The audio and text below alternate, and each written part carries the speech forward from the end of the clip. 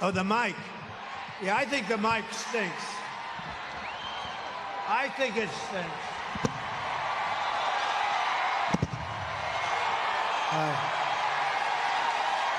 Crazy. Crazy. Oh, that's what I was wondering what the hell they were shouting. I think this mic stinks, by the way. I was in Milwaukee. I was standing right there watching the president. Somebody's shouting at the back of this packed arena, "We can't hear you, we can't hear you." And he's got this mic on a gooseneck and he just rips it off. And he went on to say, "I don't ask for anything. I don't need a podium. I don't need lighting. All I want is a mic that works." It was just his skits, his natural skits. Well, let's just say something. They're a little bit funnier than SNL ever was. All right, what does it mean? Is that authenticity going to matter tomorrow at the polls, or for the 50% of the nation that's already voted? It's sheer insanity. Let's get a sanity check from a man who, well, let's just say it. His analyses on YouTube, on the Rageaholic channel, are superlative. We love it. You've got to subscribe. Follow him on Twitter as well at RazörFist with a 0. RazörFist, welcome back to America First. Yes. Before we proceed, I have to inquire. Are you now, or have you ever been, the owner of an unlicensed squirrel? Okay, you took it there. You took it there. We've got the image. We haven't even done. We're usually pretty quick, but somebody already has T-shirts with "Peanut for Trump" with Peanut in a Maga hat. I asked my buddy in the previous hour if it makes a difference. I gotta. So just when you think the McDonald's thing can't be bettered, you've got the garbage truck, which I found out was literally organized in the air 30 minutes before they landed in Green Bay. I mean, the guy who organized it, you know who you are, Cap. That was sheer bloody genius, along with the high-vis vest. Just when you think you can't get any better retail politics, we have this story out of New York, a man who has owned a squirrel. And if you missed it, let me just give you the short story. A man who's owned a squirrel for 7 years, whose mother was killed in a traffic accident, made him the mascot of his animal hospital, sanctuary, what have you, used him to raise money for other animals, was taken, kidnapped by the New York authorities. 4 agencies came to his home to raid his home, took Peanut and then euthanized him. And of course, the officer, this is the best bit of all, the officer in charge of the key agency for animal control in a uniform, a rather large uniform, because I don't think she could do one chin up, is called Karen, okay? Yeah. Karen! Razor, is this just fun for us, or are these things that will make a difference tomorrow? They're things that you have to reckon with. I think we can all agree, regardless of the result, I have to say the 2024 Trump campaign has been infinitely more impressive than the one preceded it. Yeah. Like you mentioned it, from the garbage truck to working the fry-a-later at McDonald's. Like, Trump's had more kill shots than SEAL Team 6 the last several months. Like, he's just one after another. He's just stacking bodies. People do need to ease up on her for the McDonald's thing, though. She just got a little confused. Kamala didn't work at McDonald's. She worked behind the McDonald's. It's a simple mistake. Oh, it's just like the preposition, right? You just got to make sure that it's a grammatical thing. That's the only problem we got wrong, right? It's like when Doug Emhoff gave us, I don't even have the clip because we got so many clips there. When Doug Emhoff told us yesterday at a campaign event that Kamala Harris just puts her head down and goes to work. I mean, it writes itself, right? Yes, exactly. I mean, the contrast between Trump and Kamala's campaigns at this point couldn't be more stark. You know, Trump closes out his campaign, jollying around Georgia. You know, you've beaten the pavement in battleground states. Kamala kicks back with a bureau of box wine and addresses the wildly hostile audience in Washington, D.C. Yeah. Like, that's where she's going to close out. That's where the battleground is. Never mind preaching to the choir. She's the choir director. They call that the closing statement, and now I guess they changed their mind, and she's jetting around Pennsylvania because I guess Scranton Joe doesn't want to help her out. All right. The other thing that isn't just retail politics; it's deeper than that.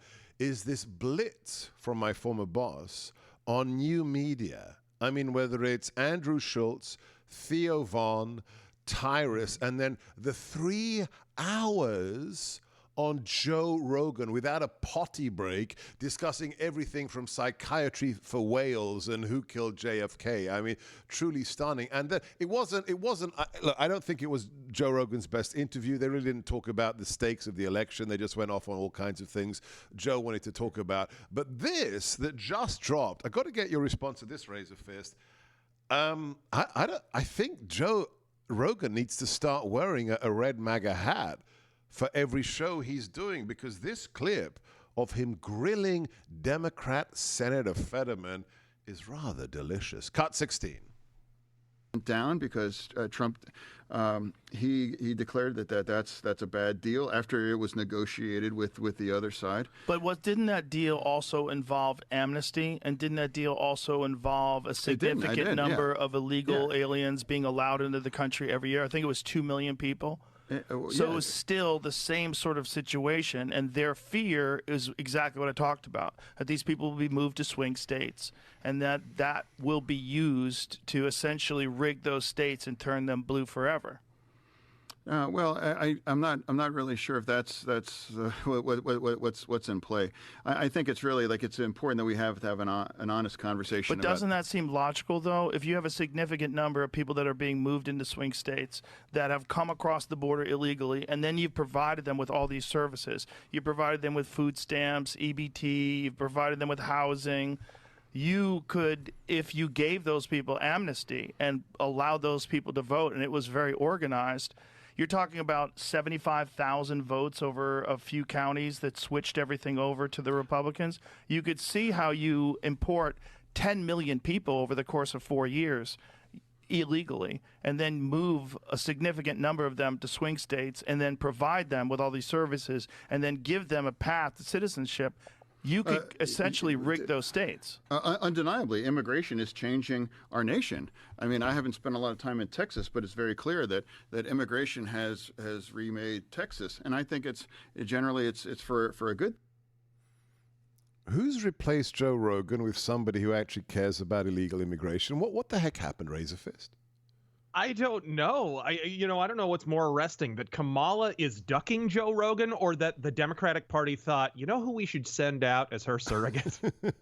Uncle Festerman. Let's get him out there to stammer his way through a bunch of kind of apologia. And then he winds up agreeing with their statements. But we all know what would have happened if Kamala agreed to an interview with all the, gosh, you heard about the preconditions she had to do Rogan. Right. She wouldn't go to Austin. It would be abbreviated. Her people would be, looming around like they did with Brett Baer. Clearly, yes, exactly. I don't think she's ever watched an episode of Joe Rogan. Oh, 100%. But this is what happens when you have a candidate whose IQ looks like a low-grade fever. She's not light on her feet. She can't reply to these things. She's got the prefab talking points, and in some interviews, it's pretty clear she's been wearing an earpiece. You saw that one podcast where she's literally doing this multiple times during the What's she doing? Tucking her hair back? What was that? There's no ability to even be spontaneous, let alone coherent while you're being spontaneous. That's the problem, really. So how significant, despite, forget her, cowardice, how significant an impact could this podcast blitz from President Trump be? I mean, you have to ultimately strike out on that, because you have to set that and normalize that for at least future election cycles. Yeah. It's good, though, for reaching the normies. I don't believe there's that many actual independents. I think it's mostly people who lean right or lean left. But ultimately, you do have to reach independents. And a great way to do that is podcasts. And they have to be podcasts that people listen to. Right. And of course, with talk radio kind of going over the other side of the hill, podcasts have replaced that. So somebody has correctly identified that. To your Trump tell it, it's Barron who's been advising him on this. And if it is Barron, chef's kiss. Well done, kid. It's Baron. It's also somebody called Alex on the team that's been making all of those happen. So a sheer genius. I'm not sure if they're. I agree with you that there are no such thing as independence, but we will continue the discussion. In the meantime, you've got to follow him on YouTube. Amazing video analyses of politics, of culture. He's also the author of the Night Vale series of books and the Ghost of the Badlands graphic novel. Get them today. Follow him at RazörFist on Twitter. I'm Sebastian Gorka. If you enjoy the deep dive, the long form with wondrous guests like RazörFist, make sure you are subscribed to the podcast on the platform of your choice. Plug in my name, Sebastian Gorka, America First. Leaves a 5-star review. Share the links with your friends and get at least one of your buddies, your relatives to the polls with you. Double your impact tomorrow. Have a plan, take them there, and make sure that we save the nation together. I'm Sebastian Gorka. We'll be back with RazörFist after these messages. Sebastian, have you gotten taller, Sebastian? What's going on with you? Sebastian, do you remember? Why are you standing? Do they not have a seat for you? He's giving me applause before we... He's a great guy. Does everybody listen to his show? He's been loyal. I'll tell you one thing. That guy was with me through thick and thin. Anything that came up, he said, the president is innocent. I said, oh, thank you, Sebastian. He would say, I don't know exactly what they're accusing him of, but he said, no, Sebastian's been great. He's been a very good, loyal friend, a really good friend and a really talented guy, smart. He doesn't have to do that, but whenever he spots me in the crowd, as he did in Milwaukee, he gives me a shout out. And the reason I stand for every one of his speeches, as I have done for the last 9 years, is because he's standing. If my former boss can give a speech standing for 90 minutes, the least we can do is to stand as well. Anyway, that's my logic. We're back with RazörFist, the author of the Ghost of the Badlands graphic novel. Get it today and follow him on YouTube at the Rageaholic. All right, let's do a little bit of sociological examination of the political landscape today. I made a decision, RazörFist, that I'm going to wear a Maga hat everywhere. I made that decision a few weeks ago. And I did it. Haven't been assaulted enough recently. Well, I am 6'3" and at 240 pounds, so it's a little bit, you have to think twice about it. And I wore it on the plane to Chicago, in Milwaukee. I walked through O'Hare Airport, and I want to share with you, because I had to make notes. It was the most fascinating 20 minutes of my life walking through O'Hare Airport in my Maga hat. So this is in deepest Chicago. So as I'm going through security, the guy on the other side of the magnetometer, the TSA agent, he looks at me and he raises his fist like this, okay? Just a little bit of a Butler, Pennsylvania fist. And I come through the magnetometer, I see his name and it's Polish. I'm not going to mention his name, and I say, Dziękuję. And he says, Dziękuję bardzo. So he's like on Team Trump, an immigrant to the United States from a former communist nation. I'm walking through trying to find something to eat in O'Hare. A man recognizes me and then starts following me, comes up to me, asks for a selfie. He's meeting his son in New York. He's traveling from Washington State to New York. His son is leaving the army and he's going to pick him up. And he says, it's up to us to save the country. I see a bunch of cadets in Digicam backpacks who also likewise give me a nod of approval. I bump into a woman who likewise wants a selfie. She's a poll worker from upstate New York. Then another passenger wants a selfie, a male. As I'm going on the lateral escalator, the flat escalator, pilot's coming in the opposite direction, sees the hat, gives me an approving nod. Afterwards, a hippie on the escalator, he sees me and does a hiss like a cat, like he's a furry, okay? Just an absolute loony. And then as I get on the plane, a mother with a snuggly, a baby in the snuggly, whispers to me, nice hat. And then finally, an individual bends down and says the same thing to me as he walks past my seat. Razor, 2 loonies, a dozen good guys. I think there is an alchemical power to the MAGA hat. What does this say about politics in America today? Well, first off, the real story there is your Boeing landed. So there's that. It may have been an Airbus. It may have been an Airbus. Did you feel a little better about that one? Hearing this past week they dismantled their DEI I just department. God bless Robbie Starbuck and his one-man crusade to de-DEI every corporate monstrosity in America. We salute you, Robbie Starbuck.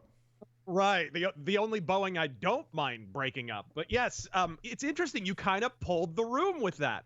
I remember being able to do that back in the day when people still used bumper stickers. At least non-sociopaths still had bumper stickers on their car, right? In the 2004 election, I'm in college and I'd go there and gosh, I would have, some conservative bumper sticker on the back of the car, and you would get the death glare from people at the school. You absolutely would. And this is, I'm getting my prerequisites out of the way. I hadn't gone to university yet, so I'm just at a community college or whatever. This isn't hang on. This is in Arizona?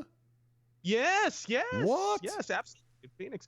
And absolutely. You'd get death glares here and there. I had one of my bumper stickers vandalized, and that was 2004. Of course, I think people forget that they worked up to calling Trump Hitler by drawing the Hitler mustaches on the George W. Bush posters back in the day. I think my wife put this massive Trump sign outside our house yesterday morning. We went off to somebody's birthday party, and some son of a female dog stole the sign from outside our house. She says, I feel violated. It's like, I would never in my life, even though I think you're destroying the nation, steal private property from somebody's front yard. Who are these people, Razorfist? No, it happened in 2020 to my father, actually, and it wasn't just some random person walking by. It was the neighbor across the street. Wow. That's how sociopathic. Seriously, that's how sociopathic it is. It's like they're programmed to do this. And I confronted them, and it was obvious. Like, the guy was sweating bullets because he expected, my dad, an older guy, he's expecting this old guy to walk up and ask about it, if anything. And then I walk up, and he's like, no, I think I maybe saw someone who. No, it was clearly him. And of course, the front yard is all full of the accoutrement, the Biden. And what had happened if you had taken one of his signs, Razorfist? Exactly, and I would have had a pretty large selection to choose from, folks. It was like a Biden merch store, honestly. And that is one of the things that I have noticed about this election cycle is a lot of the people who had a lot of that stuff in their front yards, a little more muted this time around. Or completely absent. I mean, in comparison to the last election, it's very different in Northern Virginia. It's like it's a desert by comparison. Yeah, I don't think New Mexico is going to go for Trump or anything, but I had a relative drive through New Mexico, right in the heart of Albuquerque. Blue city, blue state. Maga, wall to wall, on all the yard signs. And they were just like, am I in New Mexico? Is that where this is? Oh. That state has been drifting rightward. That's one of my predictions about this election, by the way. I think it will drift rightward. I don't think it'll go for Trump, but I don't think Kamala will do as well as Biden did, just as Biden didn't do as well as Hillary. I absolutely think so. So be it. Follow him on Twitter at RazorFist with a 0. And don't forget to give us a follow as well. Look for Seb Gorka or Sebastian Gorka on all the usual platforms. Download the Salem News Channel app to watch the show. And my latest Substack article going up today at sebastiangorka.substack.com. This is America First. Right now, if you're the Harris team. Well, look, I think it's a couple things. The early vote numbers are a little scary, and you and I have been texting back and forth. Republicans didn't do what they did last time. Last time Trump said don't early vote, and so they didn't. Republicans do have an advantage in early vote numbers. When the early vote come in, it's going to look a little bit different than 2020, and that's scary. That's scary. That's the campaign manager for Obama in 2012. And he thinks it's scary, and he's saying it publicly. I do hope it's going to be very scary for the Democrats.